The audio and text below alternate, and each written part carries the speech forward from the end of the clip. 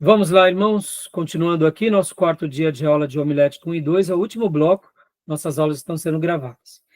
Então, meus irmãos, falamos um pouco sobre a oração interrogativa, a oração de transição e a palavra-chave, que é o meio pelo qual a gente desenvolve para ir para os argumentos. E agora, nesse último bloco, a gente vai entrar agora já no corpo, nas divisões e subdivisões das mensagens. Quantas divisões? Quantas subdivisões? Parece algo simples, e de fato ela não é tão complicado. Os grandes oradores vão falar que um bom sermão deve ter pelo menos 3 pontos. 5 pontos já não é muito aconselhável. Mais de 5 não é recomendado. Mas isso tudo, meus irmãos, vai depender do pregador. Por exemplo, no material que eu passei para vocês de Billy Graham, ele fala sobre as 7 cartas do Apocalipse. Foi linda aquela mensagem ou não? O que vocês acharam? O que você achou, Diego? O que você achou da mensagem? Pastor, eu achei libertador e muito atual, né? Por ser uma pregação antiga, né? Ela é Coisa que antiga, não se não me precisa falha a de. memória, na década de 60, lá no Maracanã. Então, Agora, olha só é que muito legal, ela tem atual. 7 pontos, fora a introdução, e ela é... Agora, olha que interessante. Então, Billy Graham, o maior pregador do século passado, fugiu à oratória? Fugiu. Meus irmãos, lembra que eu disse para vocês? Tem a criatividade, a gente está aqui na homilética formal, técnica, mas isso não significa que a gente tem que ficar engessado, entendeu? Até porque Billy Graham ele estava falando sobre as 7 cartas do Apocalipse. Nada melhor do que ele fazer 7 divisões. E cada divisão com uma subdivisão, mas percebam que ele não passava mais do que 5 minutos em cada ponto. Ele era muito objetivo. Agora, imaginemos se ele ficasse, por exemplo, meia hora na primeira carta do Apocalipse, na primeira igreja, aliás. Aí ele ia ter que fracionar as outras 6 rapidamente. Concorda que ia dar um desequilíbrio? Mas supondo que esse fosse o alvo dele, nenhum problema. Irmãos, lembrem disso.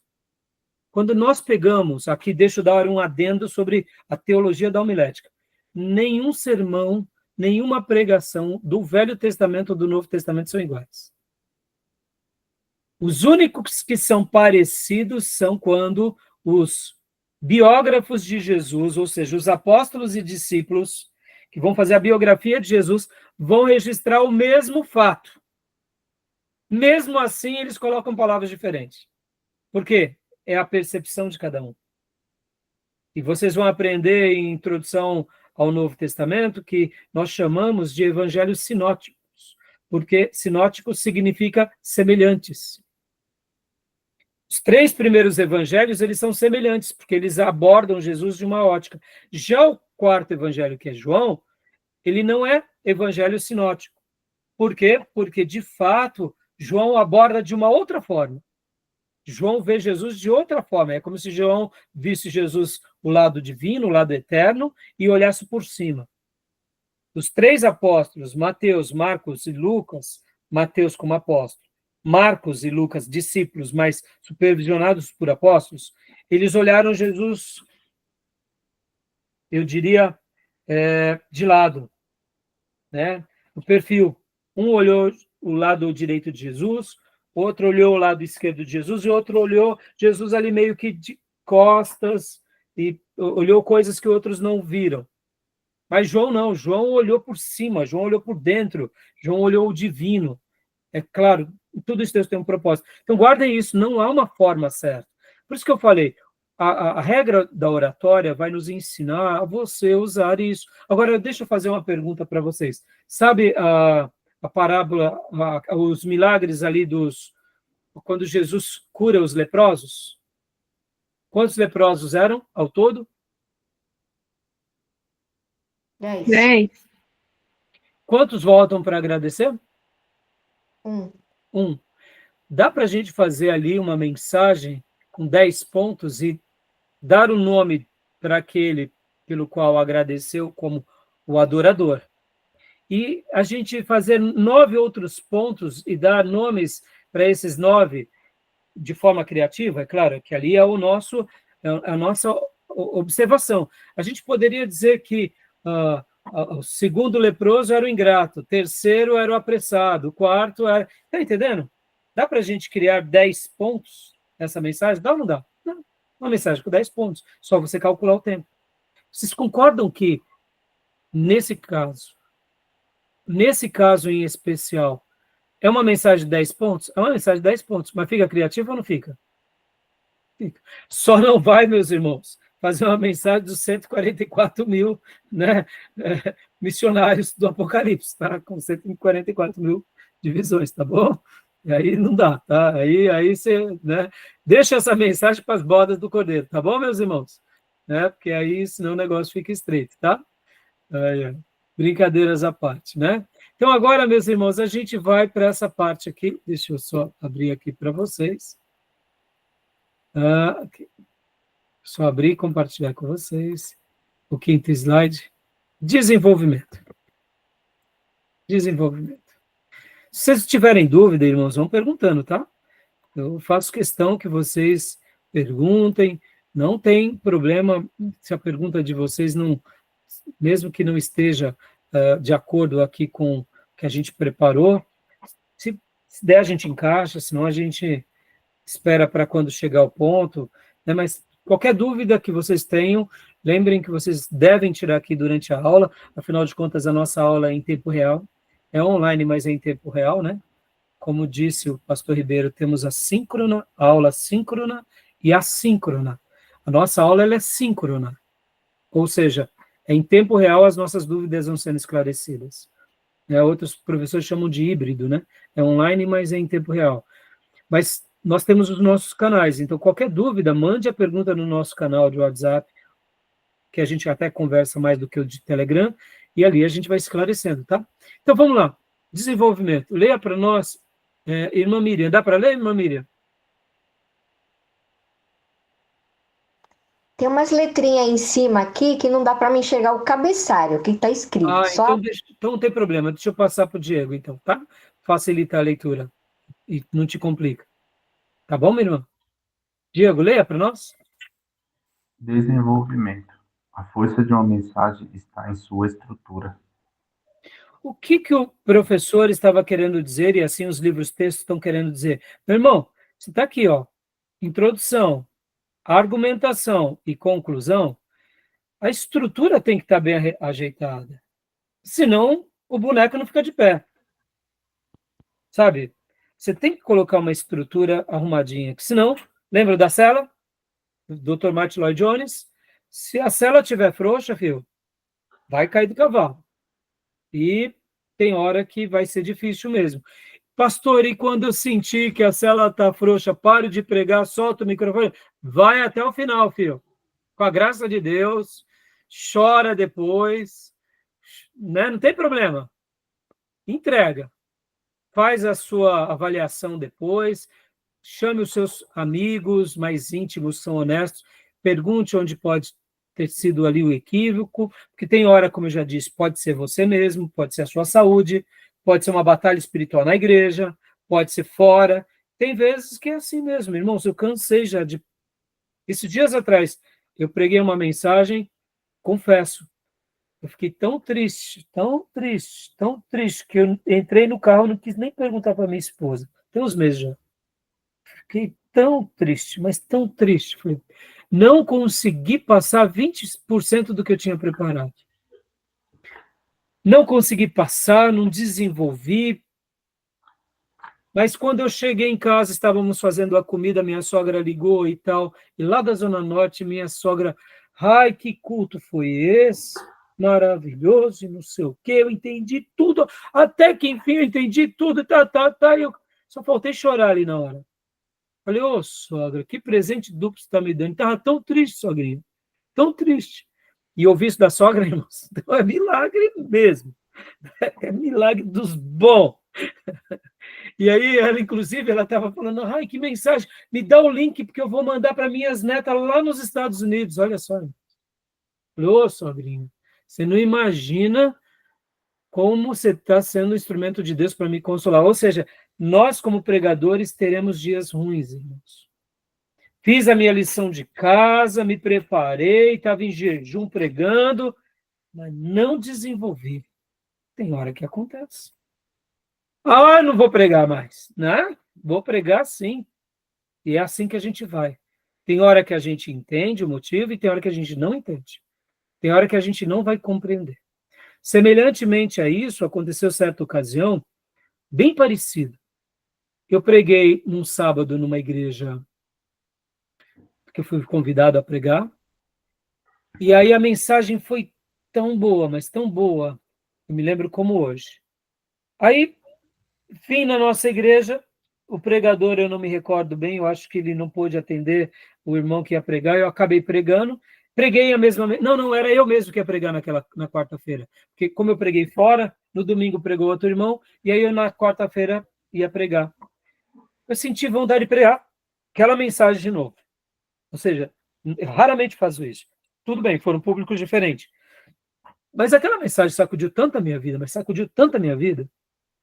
que no domingo posterior eu novamente quis pregar na nossa igreja, no culto principal, a mesma mensagem. É claro que você muda um pouco aqui, um pouco ali, nunca é igualzinho 100%, né, irmãos? Mas é mais ou menos... E eu lembro, irmãos, quando eu preguei no domingo, não sei por que razão, talvez a recepção da igreja, porque eu tinha pregado no culto de quarta, mas vocês sabem que o culto de semana vem menos pessoas. E naqueles dias nós não tínhamos internet.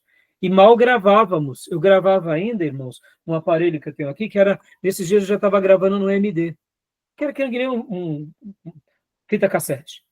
Só que o MD é uma coisa mais evoluída. Eu ainda tenho meu MD. Então, eu não sei por que razão eu preguei, mas eu não consegui desenvolver. Eu peguei o MD da mesa de som, porque eu deixava ligado na mesa de som. Eu estava no púlpito e aí eu peguei o MD, eu ia apagar a mensagem. Tão triste que eu fiquei. Eu falei, eu não vou ver essa mensagem. Não vou. Eu falei, deixa, vai. Não vou apagar agora não. Alguém me chamou.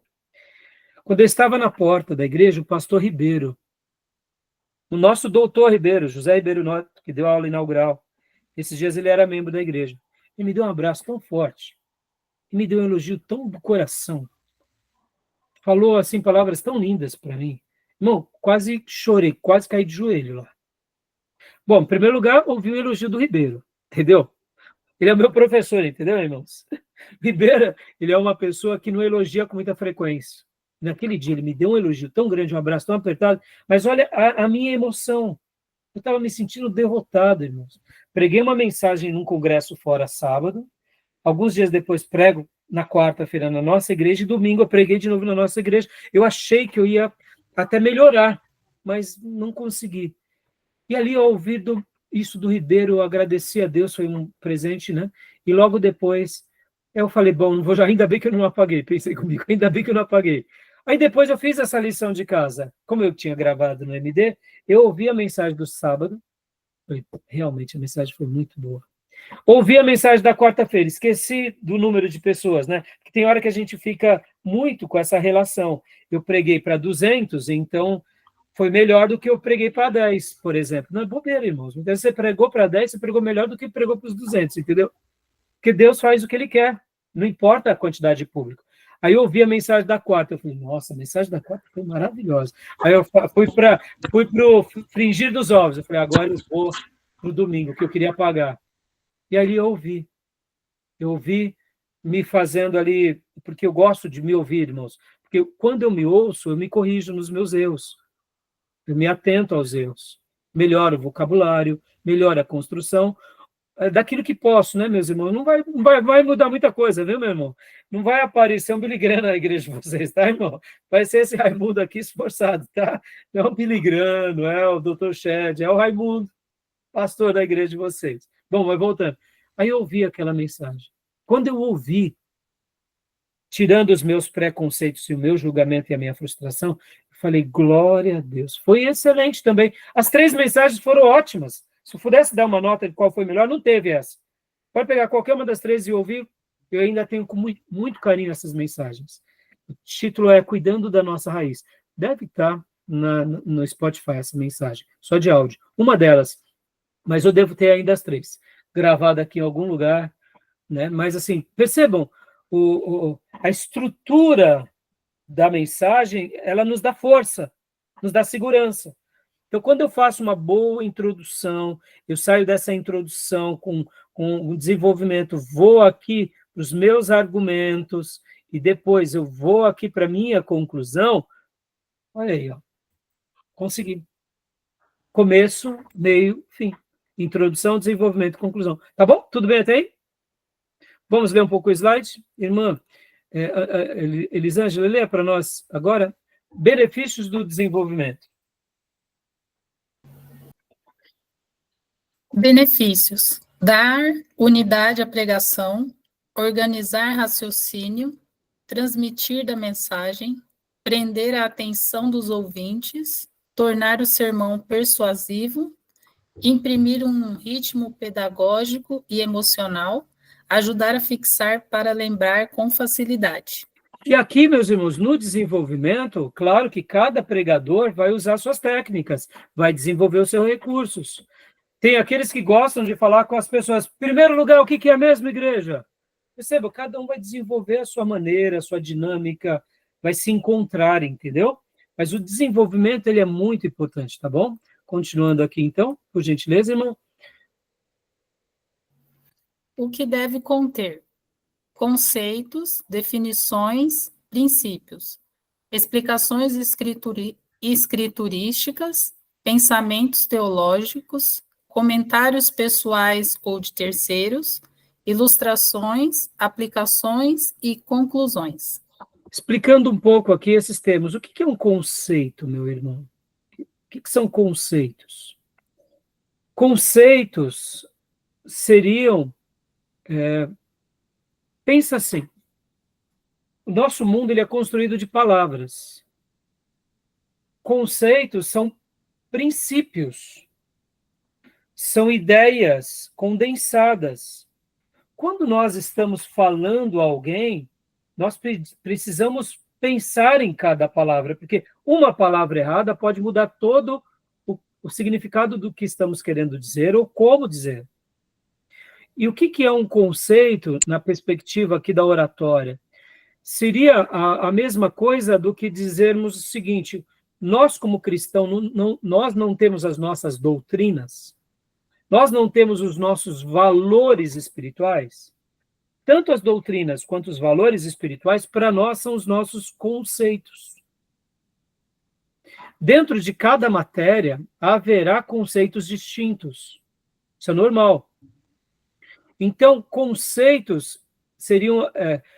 por exemplo, quando nós falamos algo, quando vocês ouviram, por exemplo, Billy Graham ali falando, fazendo as suas como se diz, as suas mensagens, em cada divisão, ele está transmitindo a palavra de Deus, por isso que ele está aqui dentro do desenvolvimento. O que se deve conter é a explicação escriturística, ou seja, tem que estar baseado nas escrituras, ou são pensamentos teológicos, dessas escrituras nascem doutrinas, que em cima de tudo isso nós vamos validando tais doutrinas, tais teologias, tais fundamentações com palavras muito objetivas, porque o conceito é uma ideia, uma noção que se refere a uma representação mental de uma coisa, seja concreta ou abstrata. Então, para nós, no nosso caso, o conceito cristão são os valores eternos. É, sim, coisas em que acreditamos, que pensamos, sim, mas concorda que os nossos conceitos podem ser humanos e terrenos, ou mercantilistas.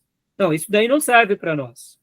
A gente pode até usar como figura de linguagem uma ideia do mercado financeiro, mas a igreja não faz parte do mercado financeiro. Então, o que acontece? Para nós, os nossos conceitos nada mais são do que os valores sagrados, baseados na Bíblia, como pensamentos teológicos.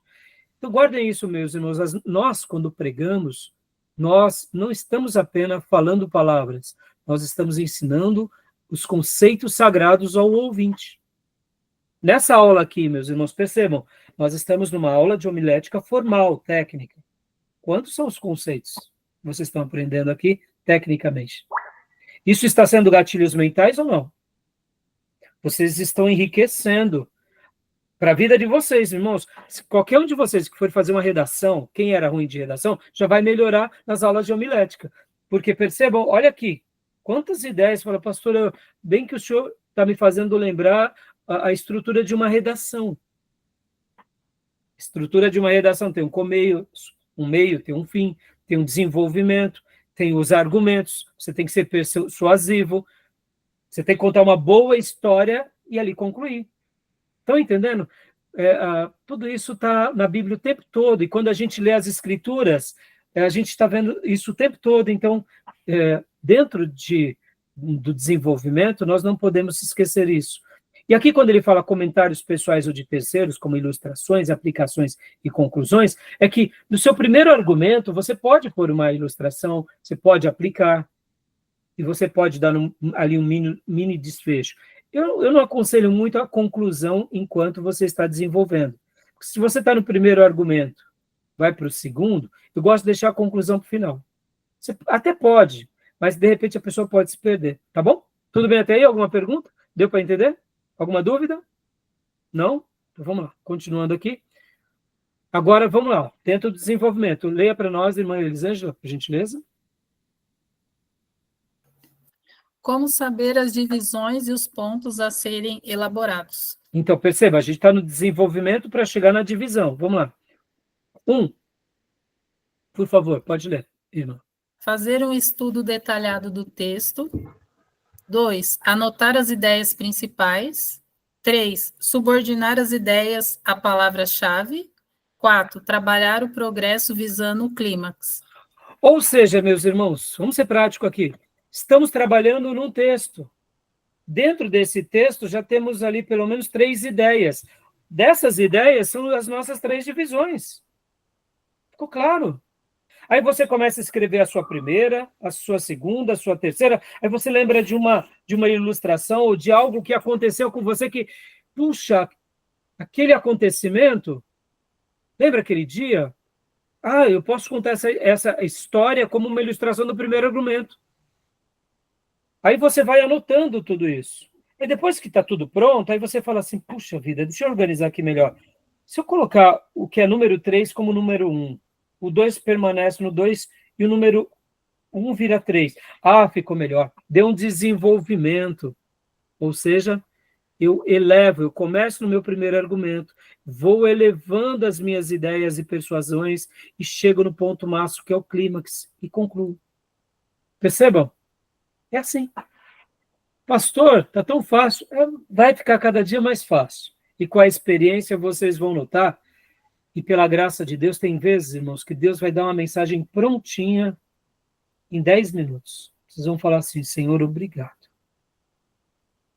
Muitas vezes, sentado num lugar ali, o Espírito Santo vem assim, te dá título, a introdução, primeiro, segundo, terceiro, a conclusão. Você fala, Deus, eu não mereço nada disso. Eu não mereço nada disso. Você pega até a nota na mão ou num papel. Quantas mensagens, irmãos? Eu tenho muito material que eu não consegui digitalizar, mas se pudesse mostrar para vocês, são blocos e mais blocos de anotações dos lugares mais variados. Numa condução, o Espírito Santo clareia. Onde eu estava, eu anotava. Até hoje. Hoje, graças a Deus, eu uso o artifício da tecnologia. Eu anoto. Tem vezes, irmãos, que a minha esposa fala, que você está falando com quem agora? 2 horas da manhã. Eu falo, não, amor, me veio as ideias do sermão. E quando não tinha o celular, eu pegava folha, caneta. Eu já dormia. Pra vocês terem uma ideia, irmãos, dentro da minha pasta, eu tenho minha pasta e meu diário. Sempre foi assim. Eu sempre caminhei com minha Bíblia e meu diário de oração. Então, eu sempre caminhei com alguma coisa, ou sempre dentro da Bíblia, quando eu não estava com o meu diário, eu deixava várias folhas dentro da Bíblia, porque eu já sabia, inevitável, anotava. Hoje eu uso as notas, né, do celular, faça as anotações. Então, meus irmãos, perceba, vocês vão desenvolvendo. Tem horas que, por exemplo, vocês vão ver uma história, um acontecimento, e falam, puxa, essa história aqui vai servir para eu fechar. Não é nem para a introdução, nem para o desenvolvimento, é para eu fechar. Está entendendo? Percebam? Vai criando segurança. Estão entendendo, meu irmão? Você vai se tornando mais seguro. Agora, lembre disso. Não é a sua força nem a minha. Deus está nos dando a permissão de aprender. Fazer com mais excelência. A gente vai arrancar a cabeça do inimigo, mas não é na nossa virtude, é no poder do Senhor. Tá bom? Cuidado. Cuidado para você não achar que é o Todo-Poderoso, tá? Para não acabar uma mensagem dizendo glorificado seja eu, adorado seja a mim, tá? Cuidado, isso é perigoso. Muito se perde com isso, né? Tá bom? Alguma dúvida até aí, meus irmãos? Não? Tranquilo? Então vamos lá, rapidinho aqui para a gente concluir essa parte. Progresso. Continua lendo, irmã, por favor. Progresso. Primeiro, o conceito simples deve vir antes do complexo. 2. O conceito negativo antes do positivo. 3. O conceito falso antes do verdadeiro. 4. O conceito abstrato antes do concreto. Dando aqui algumas ideias, meus irmãos, mais ou menos o que é isso? Eu tenho uma boa e uma má notícia. Fala a má notícia primeiro, depois você fala a boa, para fechar. Essa é a ideia, né? Vem o negativo, depois o positivo, o falso, o verdadeiro. Porque, sejamos honestos, a nossa fé é baseada em verdades absolutas. Então, o fechamento para nós é mais importante. Aqui são ideias, tá, meus irmãos? São ideias. Tá bom? Mas e aí, pastor? Nessa mensagem, eu quis acabar com o negativo, porque foi uma mensagem de exortação. Então, se Deus te conduziu, amém. Concorda, irmãos? Quando Samuel repreende Saul, não foi o positivo para o negativo, não. Foi do positivo, aliás, não foi o negativo para o positivo, foi do positivo para o negativo, né? Não, Deus está dividindo o seu reino e está dando para outro. E assim como você rasgasse minhas vestes, ele está te rasgando. Acabou, Saul, acabou, não tem mais o que falar. Tem vezes que é assim. Mas concorda que fechar um culto assim é mais difícil, a não ser que realmente Deus queira falar com a igreja, Deus está usando o pastor ou o pregador para chamar a atenção da igreja. Mas geralmente o que os nossos mestres nos livros textos nos ensinam sigam essa ordem. Pela experiência, a gente acerta mais, tá bom? Tudo bem? Tranquilo? Alguma dúvida, pergunta? Não? Então, pode ler para nós, Beatriz, agora? Deixa eu dar uma folga para a nossa irmã Elisângela, a gente já está acabando, tá, meus irmãos? Regras da definição. 1. Pender ao que é esclarecedor para não dar confusão. Equívoco. Então, aqui, né? Regras. Opa, deixa eu só ver aqui. Isso.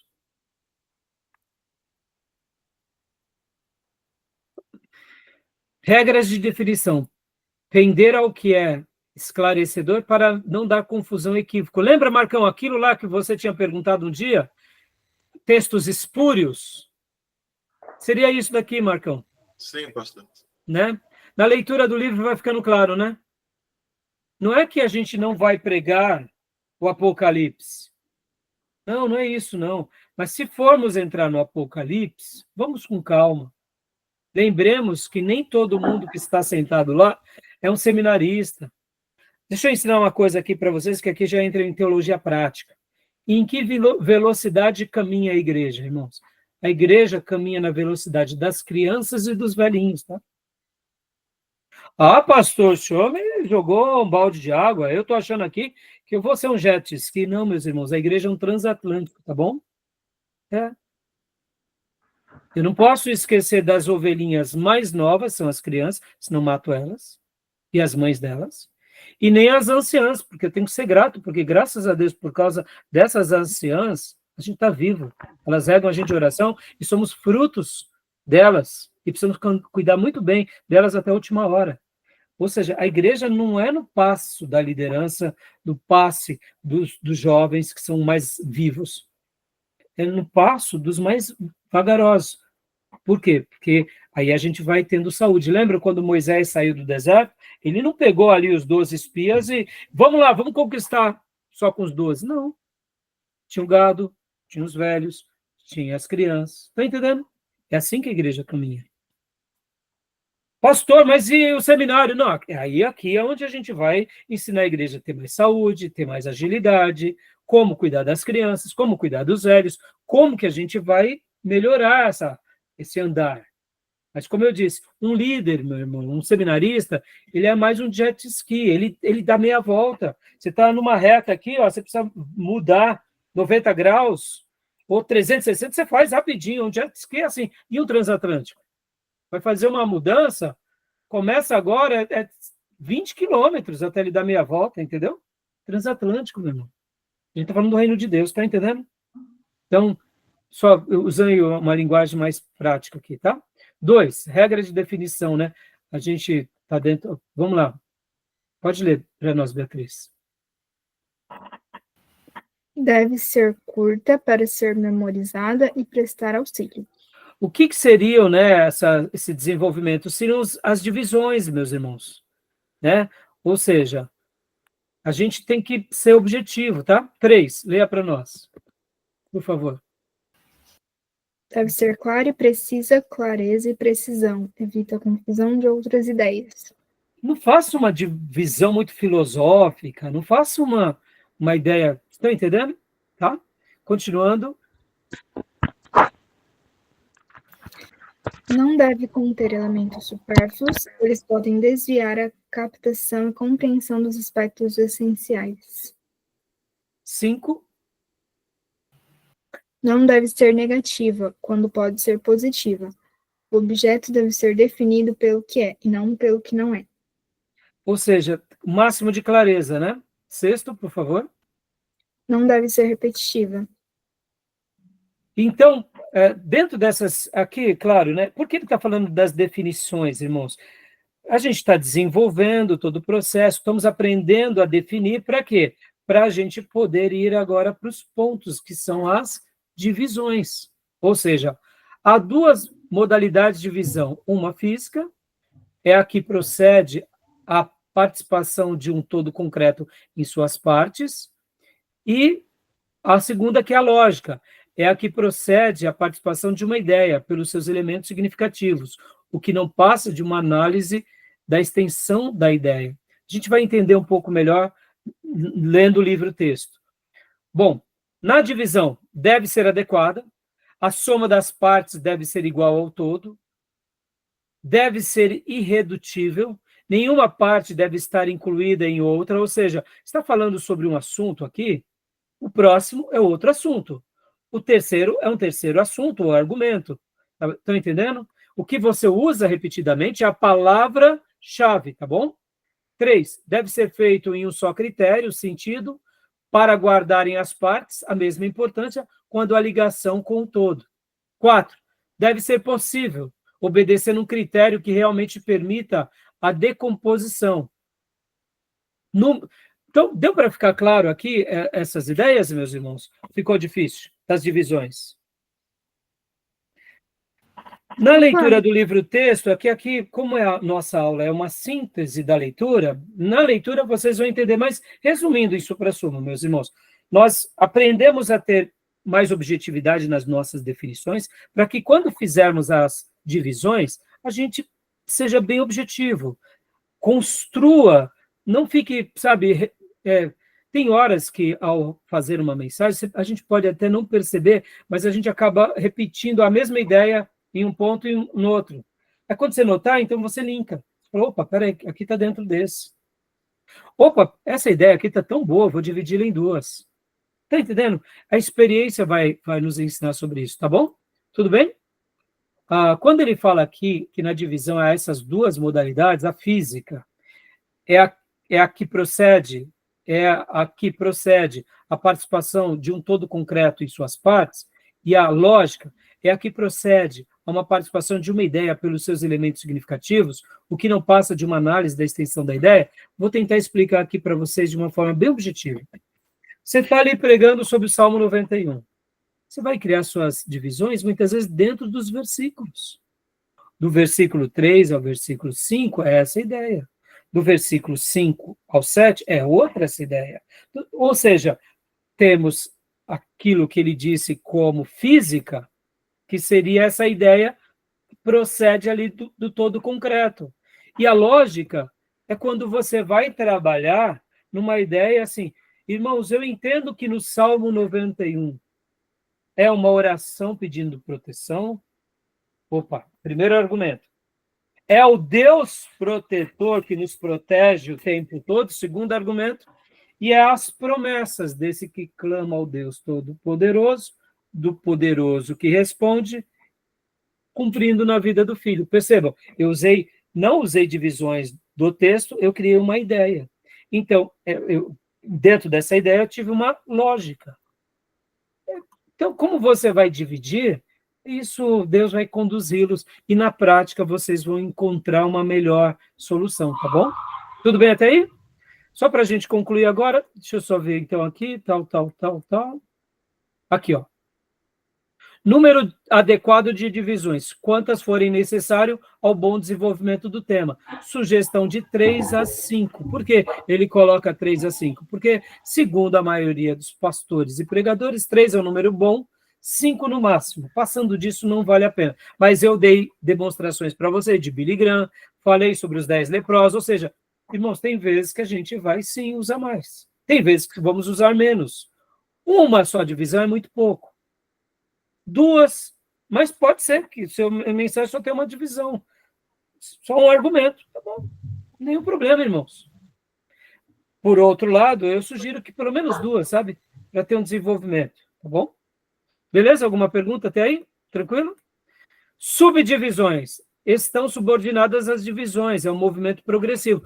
Cuidado para que em cada divisão você não coloque 1, aí coloque A, B, C, D, E, F, G, H, I, J. Ou seja, né? É aquilo que eu disse para vocês. Se você notar que dentro de uma divisão você já está com 10 subdivisões, faça dessa primeira divisão uma mensagem. Prega numa quarta ela, pede para o pastor para pregar na outra quarta, ou seja, vai com calma.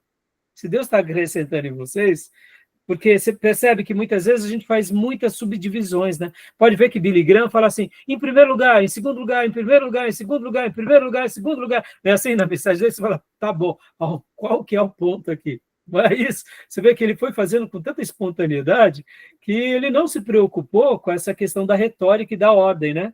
Mas quando a gente vai montar, a gente se enxerga onde ele estava, né? Mas isso é um trabalho de seminarista, né? Então, não que esteja errado, tá, meus irmãos? Continuando aqui. Subdivisões. Deve-se trabalhar a unidade, a ordem, a simetria e progresso. Bom, deixa eu... aqui. Essa questão da unidade, da ordem, da simetria e do progresso, eu vou parar por aqui, que a nossa aula já passamos muito do tempo. Eu queria fechar agora aqui. Eu vou continuar a partir daqui, tá bom? Semana que vem. A gente só vai dar uma pincelada. Então, mas deu para entender até agora? Essa questão da unidade, ordem, simetria e progresso é bem importante, então eu queria concluir e fechar, eu não quero tomar muito tempo dos irmãos, senão vai ficar muito longa a nossa aula. Mas deu para entender, meus irmãos? Hoje a gente trabalhou na introdução, o desenvolvimento e chegamos nas divisões. Não deu para ir para a conclusão, tá bom? Mas aí a gente conclui a divisão na semana que vem, e por último a gente vai para a conclusão. Ah, pastor, é só a conclusão, mas só a conclusão tem bastante coisa para a gente tratar. Tá bom, meus irmãos? Fechado? Alguma pergunta, alguma dúvida? Estão gostando da matéria? Sim. Do livro-texto? Uhum. Muito bom, né? Muito bom, muito bom. O livro-texto é maravilhoso. É um clássico, como eu falei para vocês. Tem muitos outros, tá, meus irmãos? Qualquer dúvida, me procurem, tá bom? E querendo Deus, nos vemos na quinta, tá, meus irmãos? Minhas irmãs. Até amanhã, as minhas ovelhinhas, no nosso culto. E querendo Deus, nos vemos na quinta-feira, tá bom? Tá bom. Deus abençoe. Boa noite, Amém. meus irmãos. Graças, paz, bom descanso. Boa noite, graça e paz. Boa noite a todos. Deus abençoe.